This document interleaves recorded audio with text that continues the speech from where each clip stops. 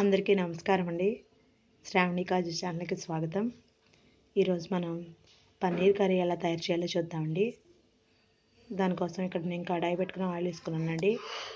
ఉల్లిపాయ పచ్చిమిరపకాయ వేయించుకోవాలండి. 1 టేబుల్ స్పూన్ అల్లం వెల్లిపాయ పేస్ట్ కూడా వేసుకున్నామండి. అల్లం వెల్లిపాయ పేస్ట్, 3 టమాటాలు గ్రేవీ చేసుకున్నానండి. టమాటా ప్యూరీ,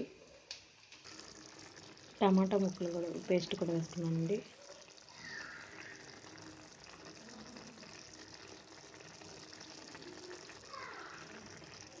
ఇందులోనే ఉప్పు, పసుపు, 1 టేబుల్ స్పూన్ ఉప్పు, 1/2 టీ స్పూన్ పసుపు కూడా వేసుకోవాలండి. 1 టేబుల్ స్పూన్ కారం కూడా వేసుకున్నామండి.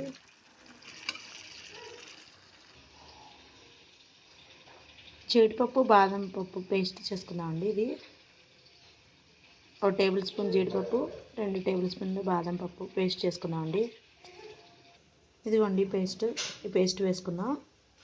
ఇందులోనే గరం మసాలా వేసుకుందాం అండి. పన్నీర్ ముక్కలండి ఇవి.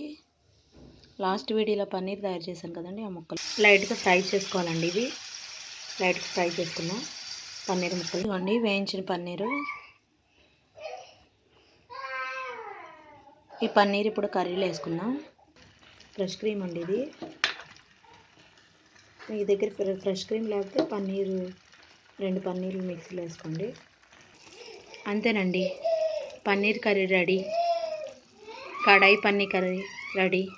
మీకు మా ఛానల్ నచ్చినట్టయితే లైక్ చేయండి, షేర్ చేయండి, సబ్స్క్రైబ్ చేయండి. Thank you friends. Thanks for watching.